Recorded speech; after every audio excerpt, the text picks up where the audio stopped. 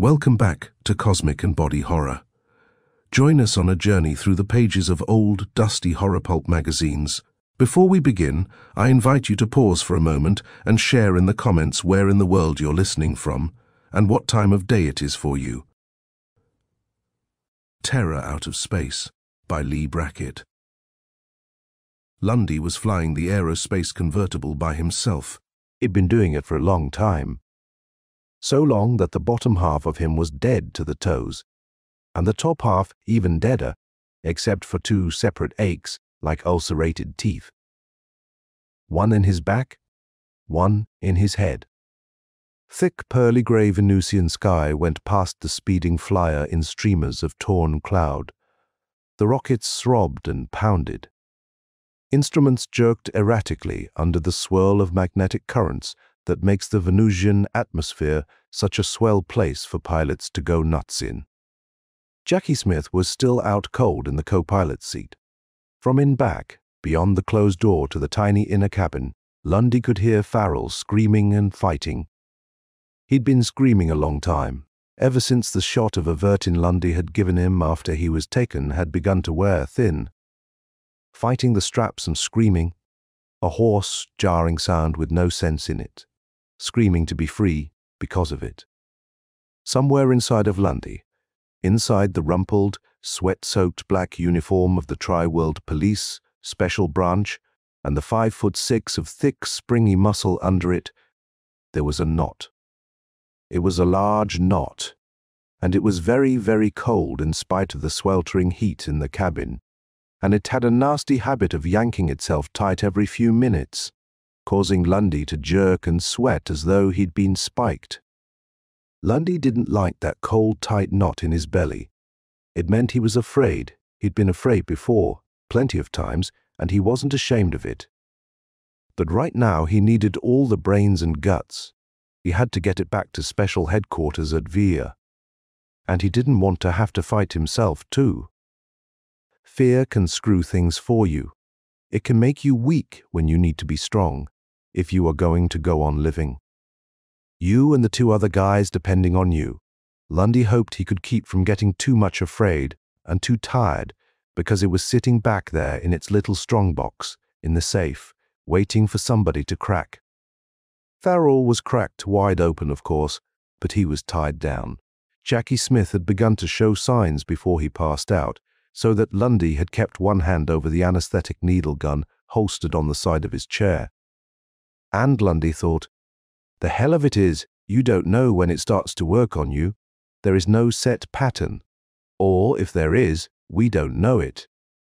Maybe right now the readings I see on those dials aren't there at all, below the torn grey clouds. He could see occasional small patches of ocean. The black, still, tideless water of Venus that covers so many secrets of the planet's past, it didn't help Lundy any. It could be right or wrong depending on what part of the ocean it was, and there was no way to tell. He hoped nothing would happen to the motors. A guy could get awfully wet out in the middle of that still black water. Farrell went on screaming. His throat seemed to be lined with impervium, screaming and fighting the straps because it was locked up and calling for help. Jackie Smith stirred slightly, groaned, and opened his pale green eyes. I am cold, he said. Hi, midget. Lundy turned his head. Normally, he had a round, fresh, merry face with bright, dark eyes and a white, small, boyish grin. Now, he looked like something the waiter had swept out from under a table at 4 a.m. on New Year's Day. You are cold, he said sourly. He licked sweat off his lips. Oh, fine. That was all I needed. Jackie Smith stirred slightly, groaned to joggle himself.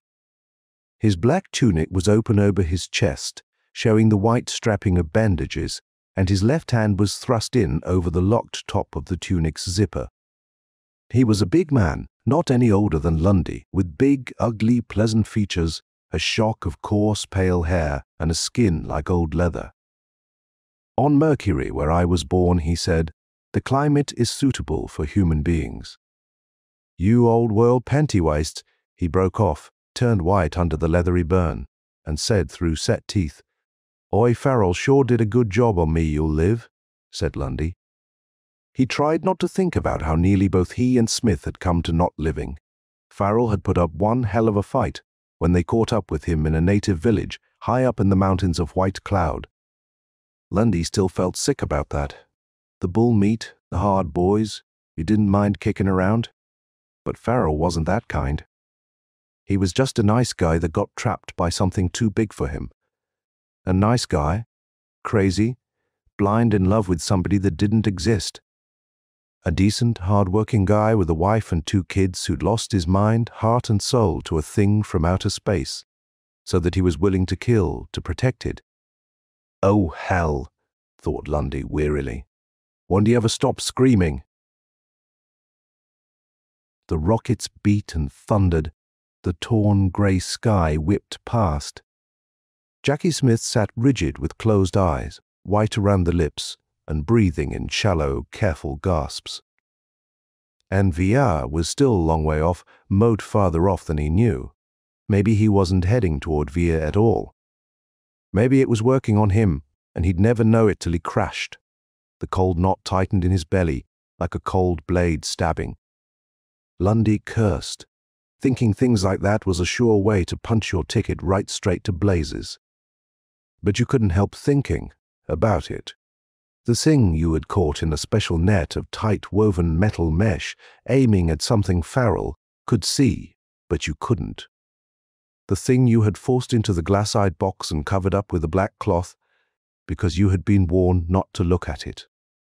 Lundy's hands tingled and burned, not unpleasantly. He could still feel the small savage thing fighting him, hidden in the net. It had felt vaguely cylindrical and terribly alive. Life from outer space, swept out of a cloud of cosmic dust by the gravitic pull of Venus. Since Venus had hit the cloud, there had been a wave of strange madness on the planet. Madness like Farrell's that had led to murder, and some things even worse. Scientists had some ideas about that life. From out there, they'd had a lucky break and found one of the things dead. And there were vague stories going around of a crystalline-appearing substance that wasn't really crystal. About 3 inches long and magnificently etched and fluted, and supplied with some odd little gadgets nobody would venture an opinion about. But the thing didn't do them much good, dead. They had to have one alive, if they were going to find out what made it tick and learn how to put a stop to what the telecommtators had chosen to call the madness from beyond or the vampire lure. One thing about it everybody knew. The guys who suddenly went sluggy and charged off the rails all made it clear that they had met the ultimate dream woman of all women and all dreams. Nobody else could see her, but that didn't bother them any. They saw her, and she was. She and her eyes were always veiled. And she was a whiz at hypnosis and mind control. That's why she, or it, hadn't been caught alive before. Not before Lundy and Smith, with every scientific aid Special could give them, had tracked down Farrell and managed to get the brakes. The brakes? Plain fool luck. Lundy moved his throbbing head stiffly on his aching neck, blinked sweat out of his bloodshot eyes, and wished to hell he was home in bed. Jackie Smith said suddenly, "Midget, I am cold. Get me a blanket." Lundy looked at him. His pale green eyes were half open, but not as though they saw anything. He was shivering. "I can't leave the controls." Jackie nuts. "I've got one hand. I can hang on to this lousy tin fish that long." Lundy scowled. He knew Smith wasn't kidding about the cold. The temperatures on Mercury made the first-generation colonists sensitive to anything below the range of an electric furnace. With the wound and all, Smith might wind up with pneumonia if he wasn't covered. Okay. Lundy reached out and closed the switch, marked A. But I'll let Mike do the flying. He can probably last 5 minutes before he blows his guts out. Iron Mike was just a patty cake when it came to Venusian atmosphere flying. The constant magnetic compensation heated the robot coils to the fusing point in practically no time at all. Lundy thought fleetingly that it was nice to know there was still a couple of things men could do better than machinery. He got up feeling like something that had stood outside rusting for 400 years or so. Smith didn't turn his head. Lundy growled at him, "Next time, Sonny, you wear your long woolen undies and let me alone." Then he stopped. The knot jerked tight in his stomach. Cold sweat needled him, and his nerves stung in a swift rush of fire. Farrell had quit screaming. There was silence in the ship. Nothing touched it. The rockets were outside it and didn't matter. Even Jackie Smith's careful breathing had stopped. Lundy went forward slowly toward the door, 2 steps. It opened. Lundy stopped again quite still. Farrell was standing in the opening, a nice guy with a wife and 2 kids. His face still looked like that, but the eyes in it were not sane or even human. Lundy had tied him down to the bunk with 4 heavy straps. Breast, belly, thighs, and feet. The marks of them were on Farrell. They were cut into his shirt and pants, into his flesh and sinew, deep enough to show his bare white ribs. There was blood, a lot of blood. Farrell didn't mind. "I broke the straps," he said. He smiled at Lundy. "She called me, and I broke the straps." He started to walk to the safe in the corner of the cabin. Lundy gagged and pulled himself up out of a cold black cloud and got his feet to moving. Jackie Smith said quietly, "Hold it, midget."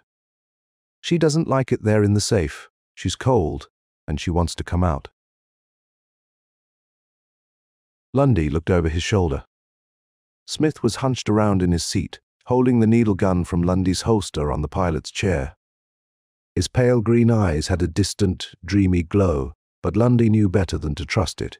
He said without inflection, "You've seen her?" No, but I've heard her." Smith's heavy lips twitched and parted. The breath sucked through between them. Hoarse and slow, Farrell went down on his knees beside the safe. He put his hands on its blank and gleaming face and turned to Lundy. He was crying. "Open it! You've got to open it! She wants to come out! She's frightened!" Jackie Smith raised the gun a fraction of an inch. "Open it, midget," he whispered. "She's cold in there." Lundy stood still. The sweat ran on him, and he was colder than a frog's belly in the rain, and for no reason at all, he said thickly. "No? She's hot. She can't breathe in there. She's hot." Then he jerked his head up and yelled. He came around to face Smith, unsteady but fast, and started for him. Smith's ugly face twisted, as though he might be going to cry, "Midget, I don't want to shoot you. Open the safe." Lundy said, "You damned fool," with no voice at all, and went on. Smith hit the firing stud. The anesthetic needles hit Lundy across the chest. They didn't hurt much, just a stinging prick. He kept going. No reason. It was just something he seemed to be doing at the time. Behind him, Farrell whimpered, once like a puppy, and lay down across the little safe. He didn't move again. Lundy got down on his hands and knees and reached in a vague sort of way for the controls. Jackie Smith watched him with dazed green eyes. Quite suddenly, Iron Mike blew his guts out. The control panel let go a burst of blue flame. The glare and heat of it knocked Lundy backward. Things hissed and snarled and ran together, and the convertible began to dance like a leaf in a gale. The automatic safety cut the rockets dead. The ship began to fall. Smith said something that sounded like she and folded up in his chair. Lundy rubbed his hand across his face. The lines of it were blurred and stupid. His dark eyes had no sense in them.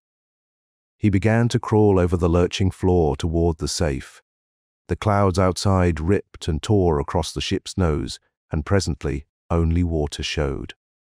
Black still, tideless water dotted with little islands of floating weed that stirred and slithered with a life of their own. Black water, rushing up. Lundy didn't care. He crawled through Farrell's blood, and he didn't care about that either. He pushed Farrell's body back against the cabin wall and began to scratch at the shiny door, making noises like a hound shut out, and not happy about it. The ship hit the water with a terrific smack. Spray geysered up, dead white against the black sea, fell back, and closed in. Presently, even the ripples went away, dead green weed islands twined sinuously upon themselves. A flock of small sea dragons flapped their jeweled wings down and began to fish, and none of them cared at all about the ship sinking away under them. Not even Lundy cared, out cold in the space-tight cabin, with his body wedged up against the safe and tears drying with the sweat on his stubbled cheeks. 2.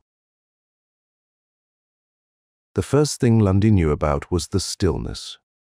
A dead feeling, as though everything in creation had stopped breathing. The second thing was his body. It hurt like hell, and it was hot, and it didn't like the thick, foul air it was getting. Lundy pushed himself into a sitting position and tried to boot his brain into action. It was hard work, because someone had split his head open 4 ways with an axe. It wasn't really dark in the cabin. A wavering silver glow, almost like moonlight, came in through the ports. Lundy could see pretty well. He could see Farrell's body sprawled out on the floor and a mess of junk that had once been equipment. He could see the safe. He looked at it a long time. There wasn't much to look at. Just an open safe with nothing in it, and a piece of black cloth dropped on the floor. "Oh, Lord," whispered Lundy. "Oh, my Lord." Everything hit him at once, then. There wasn't much in him but his stomach, and that was tied down. But it tried hard to come up. Presently the spasms stopped, and then Lundy heard the knocking. It wasn't very loud. It had a slow, easy rhythm, as though the knocker had a lot of time and didn't care when he got in. It came from the airlock panel. Lundy got up slowly, cold as a toad's belly and as white. His lips drew back from his teeth and stayed there, frozen. The knocking kept on. A sleepy kind of sound. The guy outside could afford to wait. Sometime that locked door was going to open, and he could wait. He wasn't in a hurry. He would never be in a hurry. Lundy looked all around the cabin. He didn't speak. He looked sideways out of the port. There was water out there, the black sea water of Venus, clear and black like deep night. There was level sand spreading away from the ship. The silver light came up out of it. Some kind of phosphorescence, as bright as moonlight and faintly tinged with green. Black sea water, silver sand. The guy kept on knocking at the door, slow and easy, patient. 1, 2. 1, 2, just off beats with Lundy's heart. Lundy went to the inner cabin, walking steadily. He looked around carefully and then went back. He stopped by the lock panel. "Okay, Jackie," he said, "in a minute." "In a minute, boy." Then he turned and went very fast to the port locker and got a quart bottle out of its shock cradle and raised it. It took both hands. After a while he dropped the bottle and stood still, not looking at anything, until he stopped shaking. Then he pulled his vac suit down off its hook and climbed into it. His face was grey and quite blank. He took all the oxygen cylinders he could carry, emergency rations, and all the benzedrine in the medicine kit. He put the limit dose of the stimulant down on top of the brandy before he locked his helmet. He didn't bother with the needle gun. He took the 2 service blasters, his own and Smith's. The gentle knocking didn't stop. He stood for a moment, looking at the open safe, and the black cloth dropped beside it. Something cruel came into his face, a tightness, a twitching and setting of the muscles, and a terrible look of patience. Being underwater wouldn't bother a thing from outer space. He reached up and lifted the net of tight-woven metal mesh down off its hook and fastened it on his belt. Then he walked over and opened the airlock door. Keg water swirled in around his weighted boots, and then the door opened wide and Jackie Smith came in. He'd been waiting in the flooded lock chamber, kicking his boots against the inner door, easy with the slow breathing of the sea. Now the water pushed his feet down and held him upright from behind, so he could walk in and stand looking at Lundy. A big blond man with green eyes and white bandages strapped under his open black tunic, looking at Lundy. Not long, only for a second, but long enough. Lundy stopped himself after the third scream. He had to, because he knew if he screamed again, he'd never stop. By that time, the black water had pushed Jackie Smith away over to the opposite wall and covered his face. "Oh, Lord," whispered Lundy. "Oh, Lord, what did he see before he drowned?" No one answered. The black water pushed at Lundy, rising high around him, trying to take him over to Jackie Smith. Lundy's mouth began to twitch. He shut his teeth on his lower lip, holding it. Holding his throat, he began to run, clumsily, fighting the water. And then he stopped that too. He walked, not looking behind him, out into the flooded lock. The door slid shut behind him, automatically. He walked out across the firm green silver sand, swallowing the blood that ran in his mouth and choked him. He didn't hurry. He was going to be walking for a long, long time. From the position of the ship, when it fell, he ought to be able to make it to the coast, unless it had been working on him, so the figures on the dials hadn't been there at all. He checked his direction, adjusted the pressure control in his vac suit, and plodded on in the eerie undersea moonlight. It wasn't hard going if he didn't hit a deep somewhere, or meet something too big to handle, or furnish a meal for some species of hungry Venus weed. He ought to live to face up to the old man at Achuk and tell him 2 men were dead, the ship lost, and the job messed to hell and gone. It was beautiful down there, like the dream worlds you see when you are doped or delirious. The phosphorescence rose up into the black water and danced there in wavering halls of cold fire. Fish, queer, gaudy little things with jeweled eyes, flicked past Lundy in darts of sudden color, and there were great stands of weed like young forests, spangling the dark water and the phosphorescent glow with huge burning spots of blue and purple and green and silver. Flowers.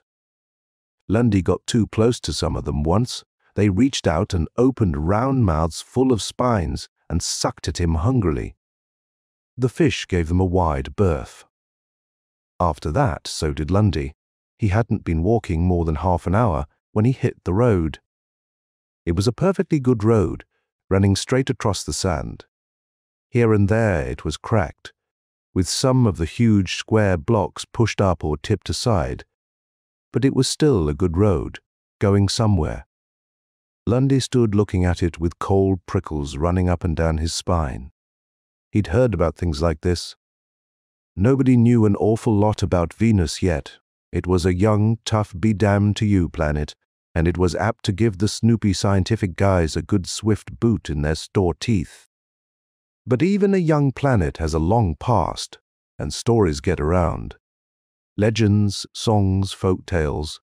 It was pretty well accepted that a lot of Venus that was underwater now hadn't been once, and vice versa. The old girl had her little whimsies while doing the preliminary mock-up of her permanent face. So once upon a time, this road had crossed a plain under a hot, pearl-grey sky, going somewhere. Taking caravans from the seacoast, probably, bales of spices and spider silk and casks of vahi from the Nahali canebrakes, and silver-haired slave girls from the highlands of the cloud people going along under sultry green liha trees to be sold. Now it crossed a plain of glowing sand under still black water. The only trees that shadowed it were tall weeds with brilliant, hungry flowers, and the only creatures that followed it were little fish with jeweled eyes. But it was still there, still ready, still going somewhere. It was headed the same way Lundy was. It must have made a bend somewhere and turned to meet him. Lundy licked cold sweat off his lips and stepped out on it. He stepped, slow and careful, like a man coming alone down the aisle of an empty church. He walked on the road for a long time. The weeds crowded in thicker along its edges. It seemed to run right through a dense forest of them that spread away as far as Lundy could see on either side. He was glad of the road. It was wide, and if he stayed in the middle of it, the flowers couldn't reach him. It got darker because of the weeds covering the sand. Whatever made the phosphorescence didn't like being crowded that way, and pretty soon it was so dark that Lundy had to switch on the light in the top of his helmet. In the edges of the beam he could see the weed fronds moving lazily with the slow breathing of the sea. The flowers were brighter here. They hung like lamps in the black water, burning with a light that seemed to come out of themselves. Sullen reds and angry yellows and coldly vicious blues. Lundy didn't like them. The weeds grew in thicker and closer. They bulged out from their roots in over the stone edges. The flowers opened their bright, hungry mouths and yearned at Lundy reaching. Reaching, not quite touching, not yet. He was tired. The brandy and the benzedrine began to die in him. He changed his oxygen cylinder. That helped, but not much. He took more dope, but he was afraid to go heavy on it, lest he drive his heart too hard. His legs turned numb. He hadn't slept for a long time. Tracking Farrell hadn't been any breeze, and taking him, and it being plain and fancy hell. Lundy was only human. He was tired, bushed, cooked, beat to the socks. He sat down and rested a while, turning off his light to save the battery. The flowers watched him, glowing in the dark. He closed his eyes, but he could still feel them, watching and waiting.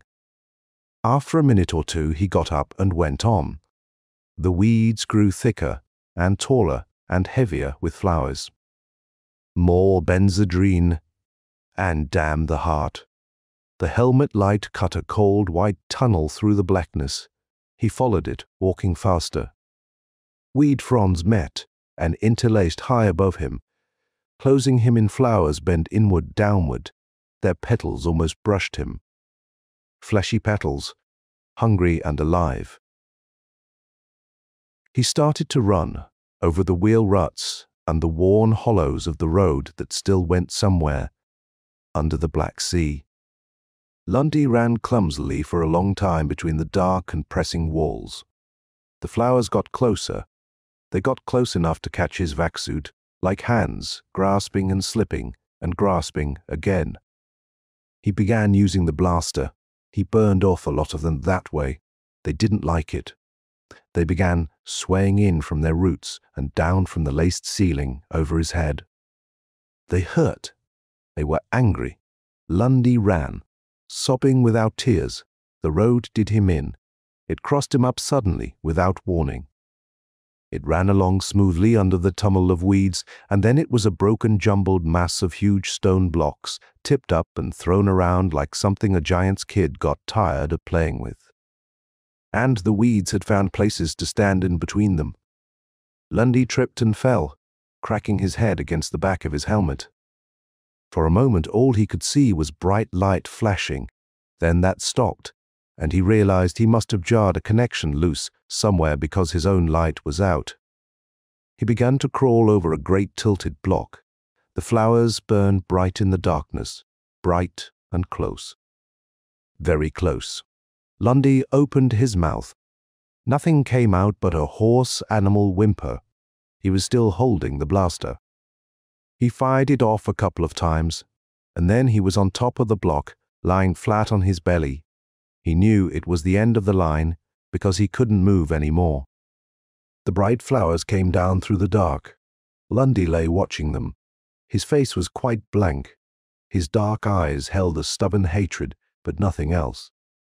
He watched the flowers fasten on his vac suit and start working. Then, from up ahead, through the dark, close tunnel of the weeds, he saw the light. It flared out suddenly like lightning, a sheet of hot, bright gold, cracking out like a whipped banner, lighting the end of the road, lighting the city, and the little procession coming out of it. Lundy didn't believe any of it. He was half dead already, with his mind floating free of his body and beginning to be wrapped up in dark clouds.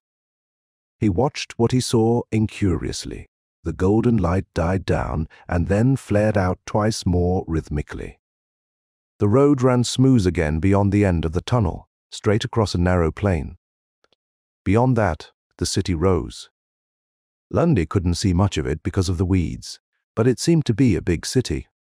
There was a wall around it of green marble, veined with dusky rose, the edges worn round by centuries of water. There were broad gates of pure, untarnished gold standing open on golden pintles. Beyond them was a vast square paved in cloud-grey quartz, and the buildings rose around it like the castles Lundy remembered from Earth and his childhood when there were clouds of a certain kind at sunset. That's what the whole place looked like under the flaring golden light. Cloud cuckoo land at sunset. Remote dreaming in beauty, with the black water drawn across it like a veil, something never destroyed because it never existed. The creatures who came from between the golden gates and down the road were like tiny wisps of those clouds, torn free by some cold, wandering breeze and driven away from the light. They came drifting toward Lundy. They didn't seem to be moving fast, but they must have been, because quite suddenly they were among the weeds. There were a lot of them, maybe 40 or 50. They seemed to be between 3 and 4 feet tall, and they were all the same sad, blue, grey, twilight color. Lundy couldn't see what they were. They were vaguely man-shaped and vaguely finny, and something that was more than vaguely something else, only he couldn't place it. He was suddenly beyond caring. The dull black curtain around his mind got a hole in it, and fear came shrieking through it. He could feel the working and pulling of his vac suit where the flowers were chewing on it, as though it were his own skin. He could feel sweat running cold on his body. In a minute that would be sea water running, and then Lundy began to fight. His lips peeled back off his teeth, but he didn't make any noise except his heavy breathing. He fought the flowers, partly with the bluster, partly with brute strength. No science, no thought. Just the last blind struggle of an animal that didn't want to die. The flowers held him. They smothered him, crushed him down, wrapped him in lovely burning petals of destruction. He seared a lot of them, but there were always more. Lundy didn't fight long. He lay on his back, his knees drawn up a little toward a rigid, knotted belly blind with sweat, his heart kicking him like a logger's boot. Cold, tense, waiting, and then the flowers went away. They didn't want to. They let go reluctantly, drawing back and snarling like cats robbed of a fat mouse, making small, hungry feints at him. But they went. Lundy came nearer fanning off for keeps then than he ever had. Reaction wrung him out like a wet bar rag. His heart quit beating. His body jerked like something on a string. Then, through a mist that might have been sweat or tears or the edge of the hereafter, he saw the little blue-gray people looking down at him. They hovered in a cloud above him, holding place with membranes as fluttering and delicate as bird calls on a windy day. The membranes ran between arm and leg members, both of which had thin, flacked swimming webs. There were suckers on the legs about where the heels would have been if they'd had feet. Their bodies were slender and supple, and definitely feminine without having any of the usual human characteristics. They were beautiful. They weren't like anything Lundy had even seen before or even dreamed about, but they were beautiful. They had faces, queer little pixie things without noses. Their mouths were round and tiny and rather sweet, but their eyes were their dominant feature. Huge, round, golden eyes with pupils of deep brown, soft eyes gentle, inquiring. It made Lundy feel like crying and so scared that it made him mad. The flowers kept weaving around hopefully. When one got too close to Lundy, one of the little people would slap it gently, the way you would a pet dog, and shoo it away. "Do you live?" Lundy wasn't surprised by the telepathic voice. Thought communication was commoner than speech, and a lot simpler in many places on the inhabited worlds. Special gave its men a thorough training in it. "I live, thanks to you." There was something in the quality of the brain he touched that puzzled him. It was like nothing he'd ever met before. He got to his feet, not very steadily. "You came just in time. How did you know I was here? Your fear thoughts carried to us. We know what it is to be afraid, so we came. There is nothing I can say but thank you. But of course we helped. Why not? You needn't thank us." Lundy looked at the flowers burning sullenly in the gloom. "How is it you can boss them around? Why don't they? But they're not cannibals, not like the others." There was pure cold dread in that last thought. "Lumbis, cannibals." Lundy looked up at the clouded, dainty blue-grey woman things. His skin got cold and the size too small for him. Their soft golden eyes smiled down at him. "We're different from you. Yes, just as we're different from the fish. What is your thought? Bright things growing, weed. Yes, they're kin to us." "Kin," thought Lundy. "Yeah, about like we are to the animals." Plants. Living plants were no novelty on Venus. Why not plants with thinking minds, plants that carried their roots along with them and watched you with sad, soft eyes? "Let's get out of here," said Lundy. They went down along the dark tunnel and out onto the road, and the flowers yearned like hungry dogs after Lundy but didn't touch him. He started out across the narrow plain with the plant women drifting cloud-like around him. Seaweed, little bits of kelp that could talk to you. It made Lundy feel queer. The city made him feel queer too. It was dark when he first saw it from the plain, with only the moonlight glow of the sand to touch it.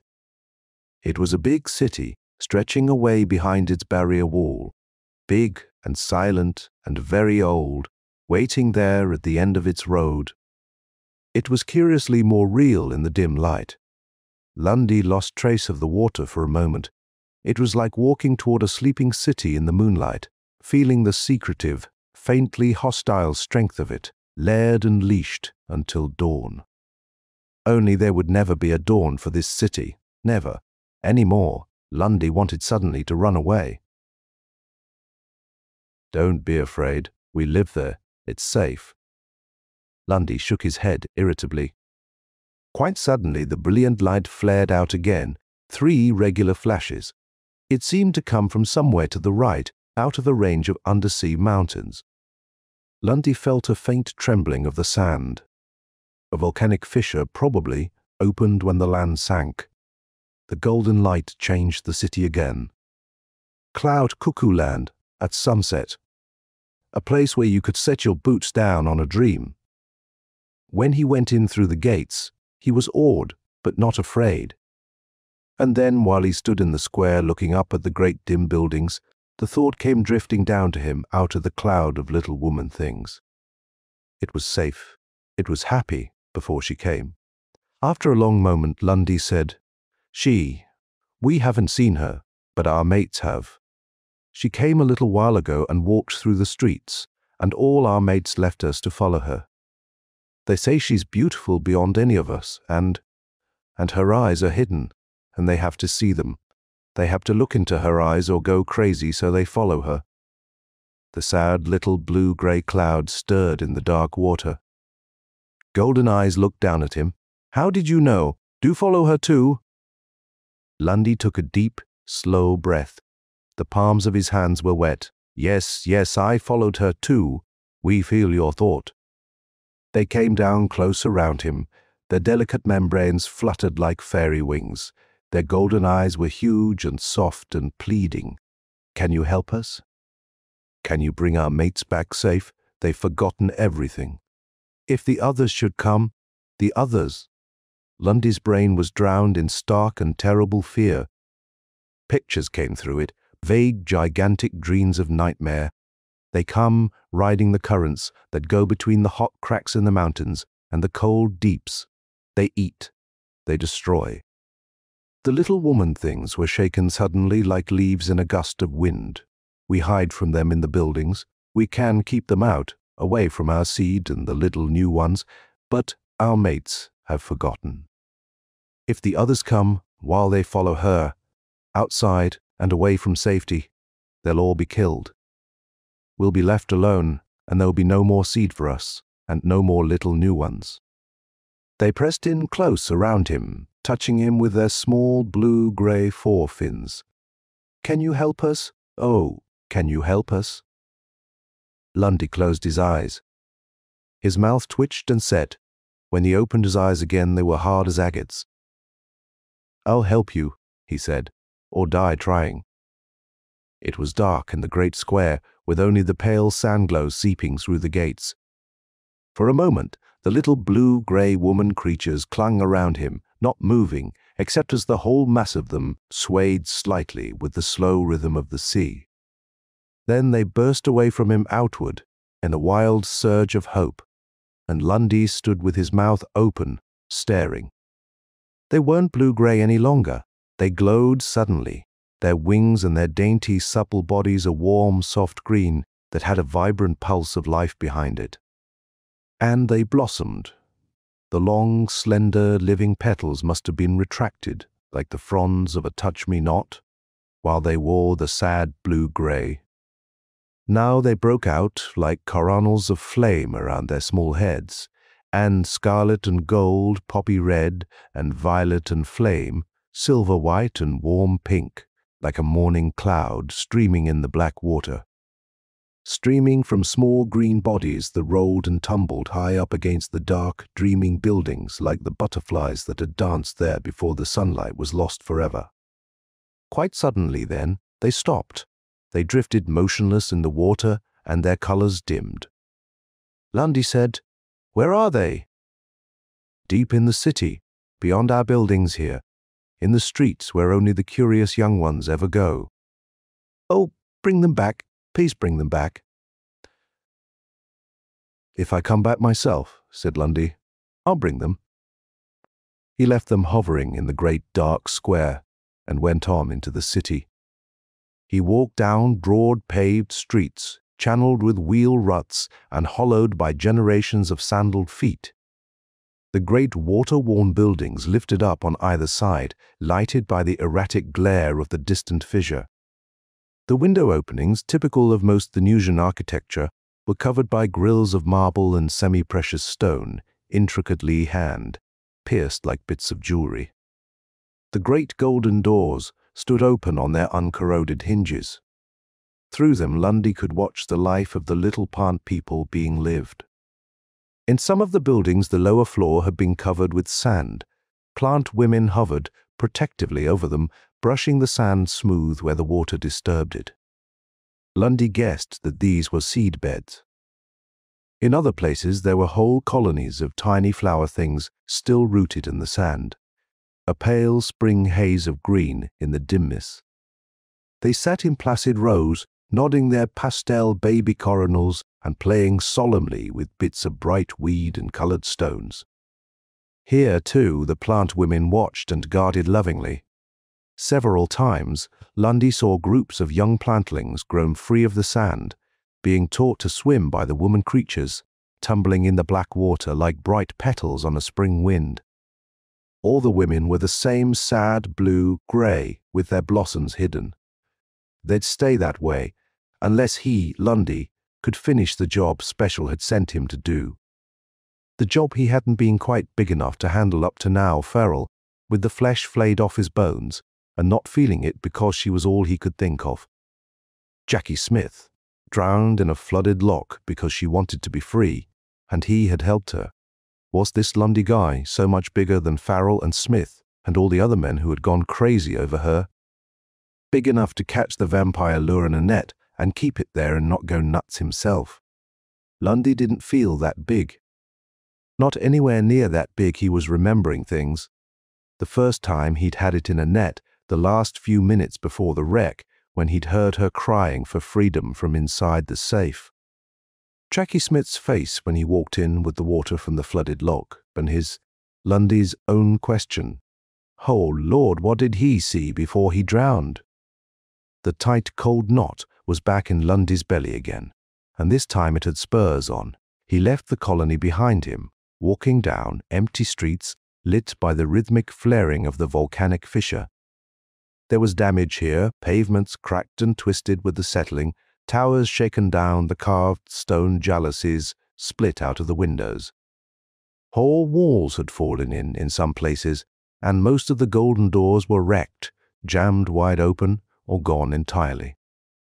A dead city, so dead and silent that you couldn't breathe with it, and so old it made you crawl inside.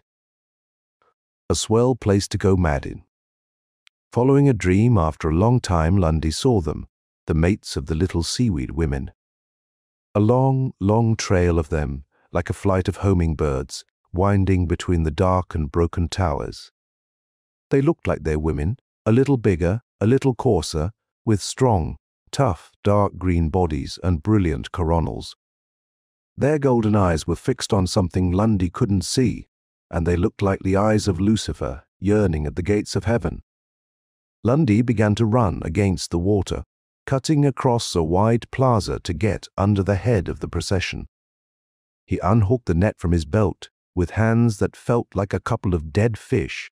Then he staggered suddenly, lost his footing, and went sprawling.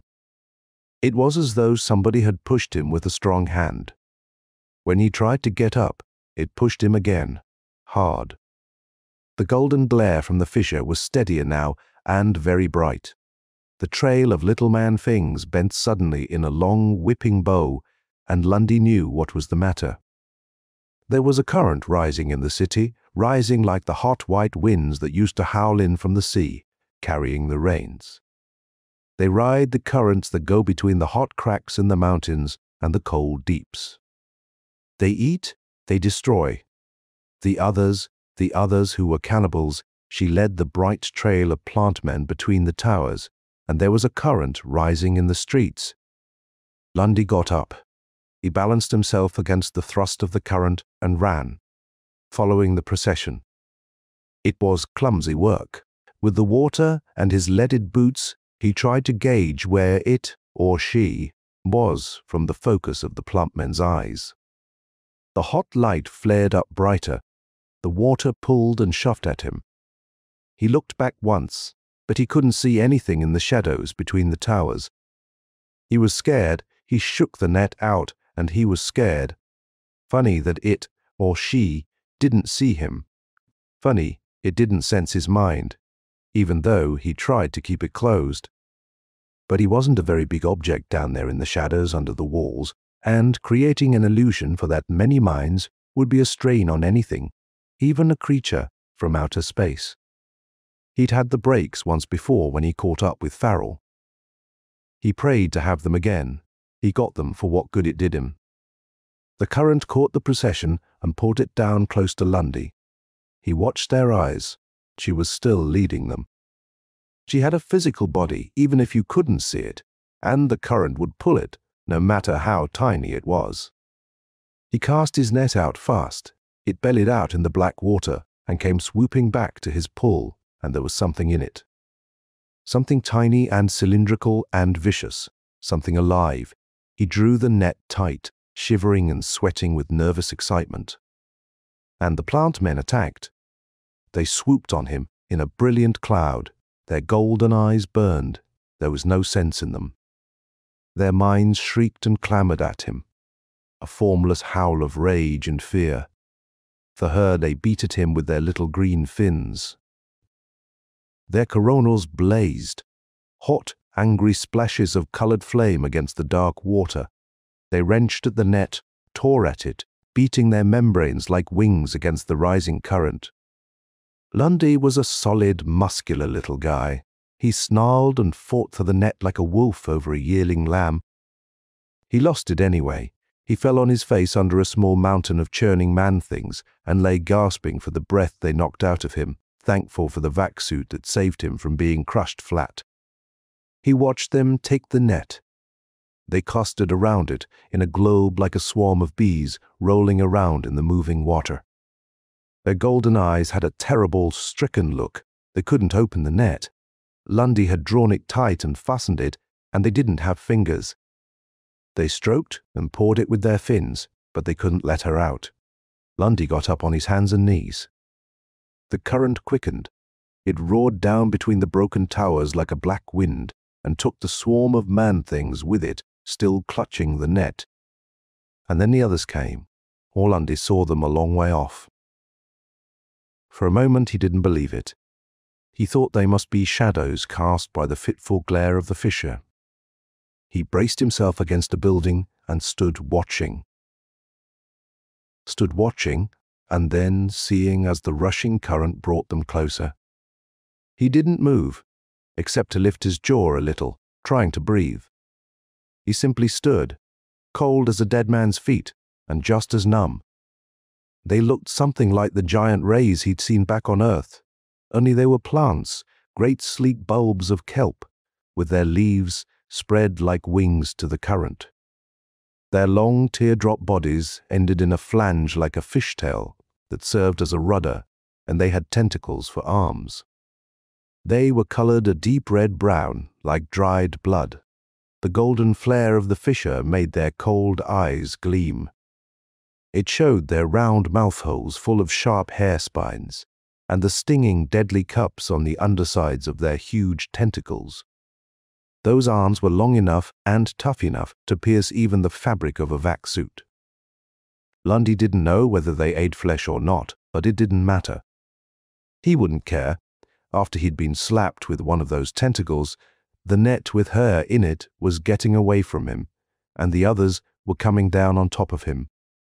Even if he'd wanted to quit his job right then, there wasn't any place to hide in these ruined, doorless buildings. Lundy shot his suit full of precious oxygen and added himself to the creatures riding that black current to hell. It swept him like a bubble between the dead towers, but not fast enough. He wasn't very far ahead of the kelp things. He tried to swim to make himself go faster, but it was like racing an oar dinghy against a fleet of 16-meter sloops with everything set. He could see the cluster of plant men ahead of him. They hadn't changed position. They rolled and tumbled in the water, using a lot of the forward push to go around with, so that Lundy was able to overhaul them. But not fast enough, not nearly fast enough. The hell of it was, he couldn't see anything to do if he got there. The net was way inside the globe. They weren't going to let him take it away, and if he did, what would it get anybody?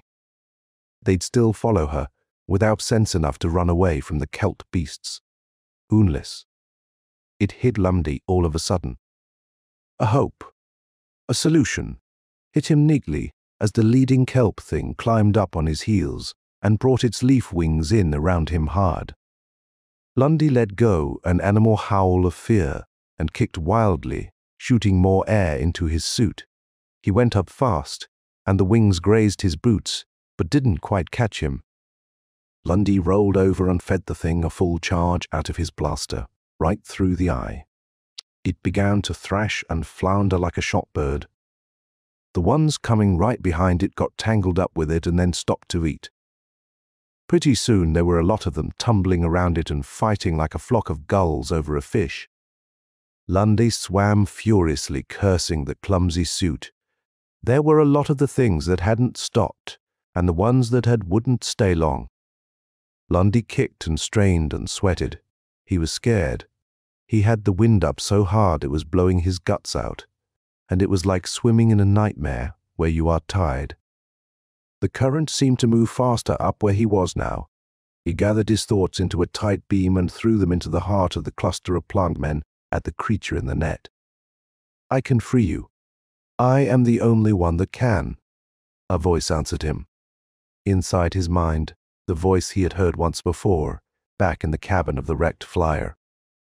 A voice as sweet and small as Pan pipes calling on the hills of Fae. "I know my thought crossed yours." The elfin voice broke suddenly, almost on a gasp of pain. Very faintly, Lundy heard, "Heavy, heavy, I am slow." A longing for something beyond his experience stabbed Lundy like the cry of a frightened child, and then the globe of man-things burst apart, as though a giant wind had struck them. Lundy watched them wake up. Out of their dream, she had vanished.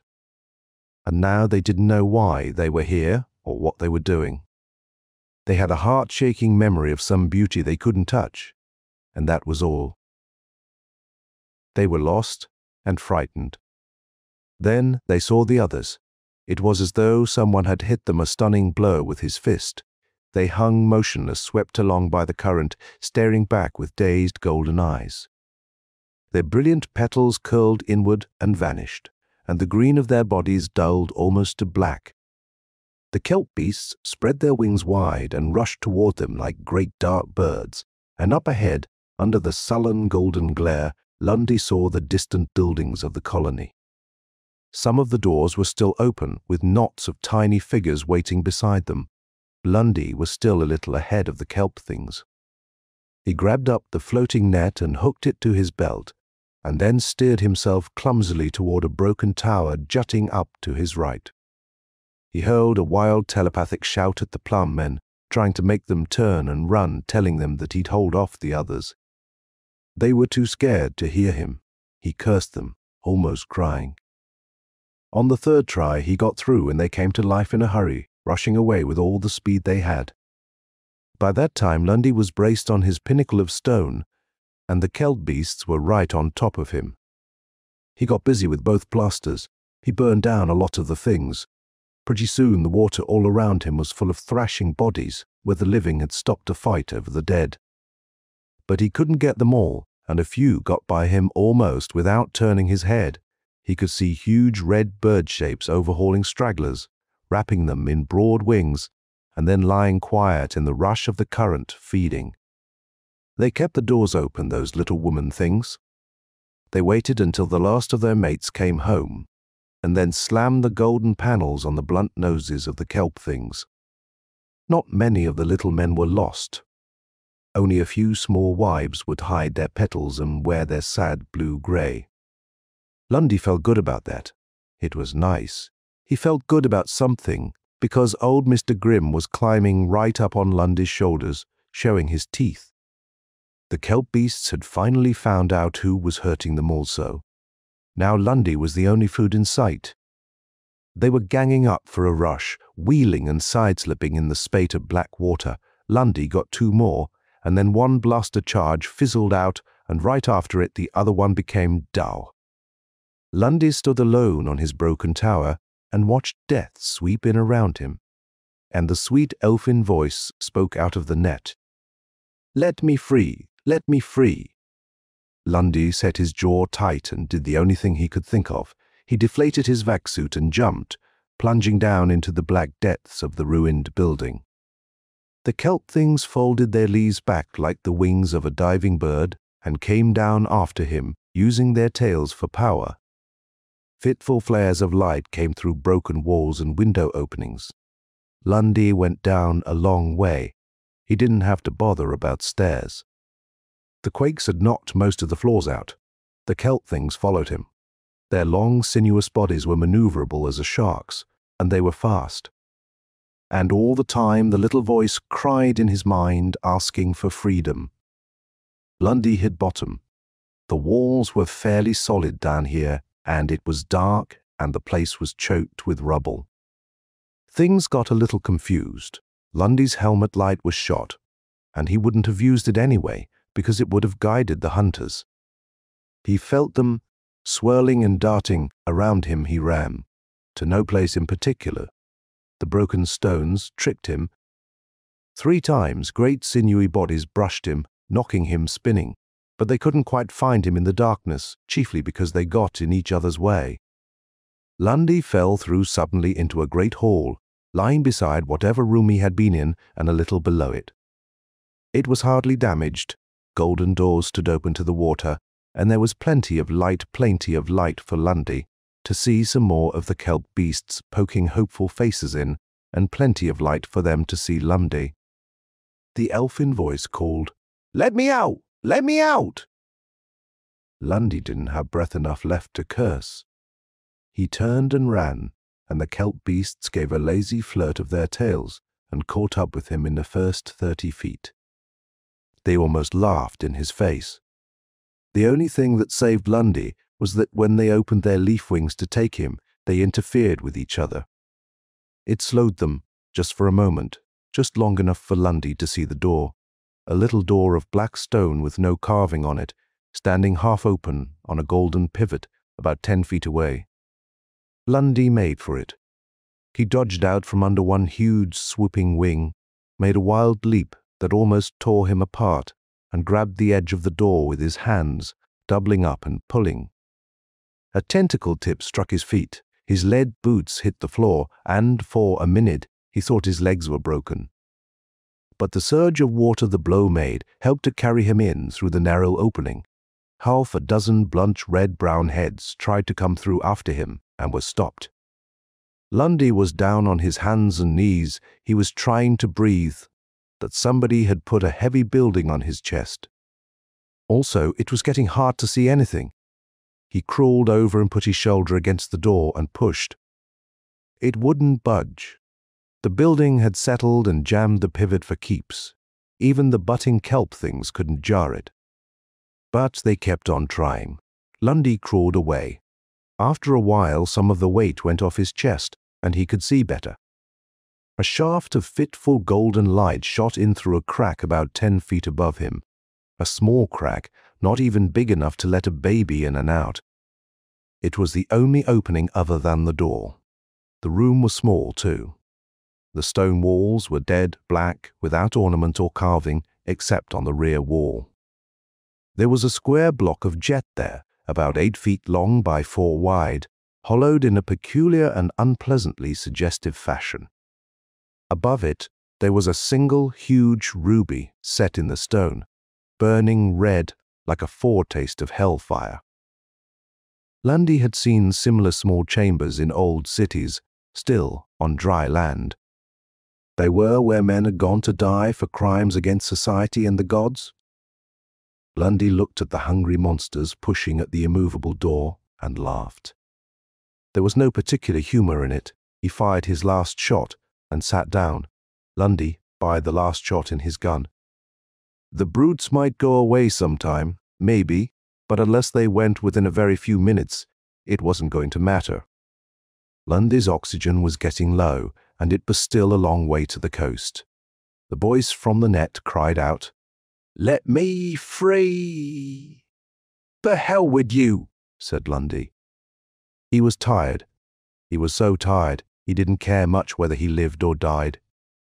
He made sure the net was fast to his belt and tightly closed. "If I live, you go back to Via with me. If I die, well, you won't be able to hurt anybody again. There'll be one less devil loose on Venus, free. Free, I must be free, this heavy weight.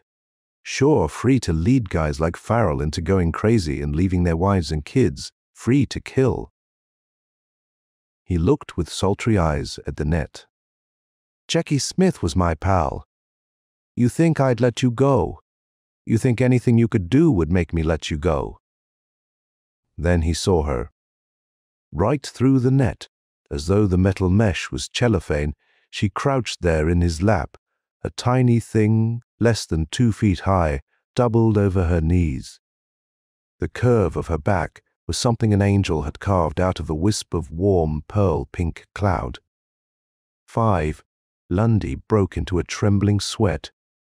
He shut his eyes. It didn't matter. He saw her. He couldn't help seeing her. He tried to fight his mind, but he was tired. Her hair hid most of her. It had black night in it, and moonbeams, and glints of fire like a hummingbird's breast. Hair you dream about, hair you could smother yourself in, and die happy? She raised her head slowly, letting the veil of warm darkness fall away from her. Her eyes were shadowed, hidden under thick lashes. She raised her hands to Lundy, like a child praying. But she wasn't a child. She was a woman, naked as a pearl, and so lovely that Lundy sobbed with it, in shivering ecstasy. "No," he said hoarsely. "No, no!" She held her arms up to be free, and didn't move. Lundy tore the net loose from his belt and flung it on the altar block. He got up and went lurching to the door, but the kelp things were still there, still hungry. He sat down again in a corner as far away from both places as he could get and took some Benzedrine. It was the wrong thing to do. He'd about reached his limit. It made him light-headed. He couldn't fight her, couldn't shut her out. She knelt on the altar with her hands stretched out to him, and the shaft of golden light falling on her like something in a church. "Open your eyes," he said.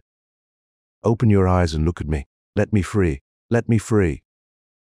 Freedom. Lundy didn't know anything about the freedom of outer space, with the whole Milky Way to play in, and nothing to hold you back.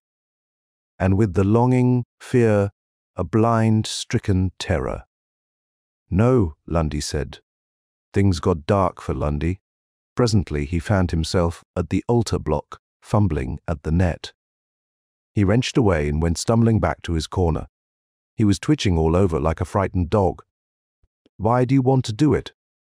Why do you have to torture men, drive them crazy for something they can't have, kill them, torture, crazy?" "Kill, I don't understand. They worship me. It is pleasant to be worshipped." "Pleasant?" Lundy was yelling aloud and didn't know it. "Pleasant, damn you. So, you kill a good guy like Farrell and drown Jackie Smith. Kill. Wait, give me the thought again." Something inside Lundy turned cold and still, holding its breath. He sent the thought again. Death, cessation, silence, and the dark. The tiny glowing figure on the black stone bent over its knees again, and it was sadder than a seabird's cry at sunset. "So will I be soon. So will all of us. Why did this planet take us out of space? The weight, the pressure breaks and crushes us, and we can't get free. In space there was no death, but now we die." Lundy stood quite still. The blood beat like drums in his temples. "You mean that all you creatures out of space are dying? That the madness will stop of itself?" "Soon, very soon. There was no death in space. There was no pain. We didn't know about them. Everything here was new, to be tasted and played with." "We didn't know hell," said Lundy, and looked at the creatures beating at the crack of the stone door. He sat down. "You too will die." Lundy raised his head slowly. His eyes had a terrible brightness. "You like to be worshipped?" he whispered.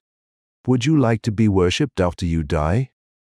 Would you like to be remembered always as something good and beautiful, a goddess? That would be better than to be forgotten. Will you do what I ask of you then? You can save my life if you will. You can save the lives of a lot of those little flower people. I'll see to it that everyone knows your true story. Now you are hated and feared, but after that you'll be loved. Will you let me free of this net, if you promise to do what I ask? I would rather die, at least free of this net." The tiny figure trembled and shook back the veil of dark hair. "Hurry, tell me. Lead these creatures away from the door. Lead all of them in the city away to the fire in the mountain where they'll be destroyed. They will worship me. It is better than dying in a net. I promise." Lundy got up and went to the altar. His feet were not steady. His hands were not steady either. Untying the net, sweat ran in his eyes. She didn't have to keep her promise. She didn't have to. The net fell away. She stood up on her tiny pink feet. Slowly, like a swirl of mist straightening in a little breeze, she threw her head back and smiled. Her mouth was red and sulky, her teeth whiter than new snow. Her lowered lids had faint blue shadows traced on them. She began to glow in the golden shaft of light like a pillar of cloud rising toward the sun. Lundy's heart stood still. The clear gleam of her skin, the line of her throat and her young breasts, the supple turn of her flank and thigh. "You worship me too." Lundy stepped back 2 lurching steps. "I worship you," he whispered. "Let me see your eyes." She smiled and turned her head away. She stepped off the altar block, floating past him through the black water, a dream thing, without weight or substance, and more desirable than all the women Lundy had seen in his life or his dreams. He followed her, staggering. He tried to catch her. Open your eyes! Please open your eyes! She floated on through the crack of the stone door. The kelp things didn't see her. All they saw was Lundy coming toward them. Open your eyes. She turned then, just before Lundy had stepped out to death in the hall beyond. He stopped and watched her raise her shadowed lids. He screamed just once and fell forward onto the black floor. He never knew how long he lay there. It couldn't have been long in time, because he still had barely enough oxygen to make it to the coast when he came to. The kelp beasts were gone, but the time to Lundy was an eternity he came out of with whitened hair and bitter lines around his mouth, and a sadness that never left his eyes. He'd only had his dream a little while, a few brief moments already shadowed by death. His mind was drugged and tired and didn't feel things as deeply and clearly as it might. That was all that saved him. But he knew what Jackie Smith saw before he drowned. He knew why men had died or gone mad forever when they looked into the eyes of their dream, and by looking, destroyed it. Because behind those shadowed, perfect lids there was nothing. End of Terror Out of Space by Leigh Brackett. If you found this story interesting, take a moment to support the channel, hit subscribe, click the bell icon so you're notified of new stories, leave a comment, and give the video a thumbs up. Share it on your socials if you think others might enjoy pulp horror. And if you'd like to go a step further in reviving these forgotten horrors, you can click the Super Thanks button below or become a member of the channel. With your support, these dusty old stories may see the light once more.